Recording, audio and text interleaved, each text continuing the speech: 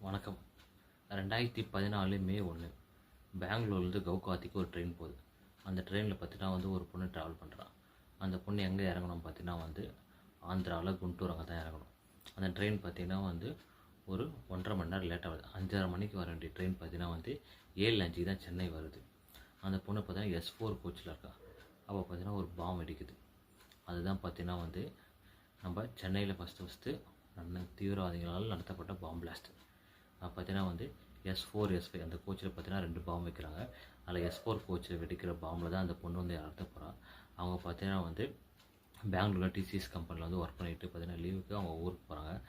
அந்த ட்ரெயின் பார்த்தீங்கன்னா பெங்களூர்லேருந்து கவுகாத்திக்கு போகிற ட்ரெயின். நம்ம சென்னையில் வர சொல்லி தான் பார்த்தீங்கன்னா வெடிச்சு சிதறி அந்த பொண்ணு இறந்து போகிறாங்க. அது மட்டும் இல்லாமல் பார்த்தீங்கன்னா 14 பேர் படுகாயம் அடைகிறாங்க.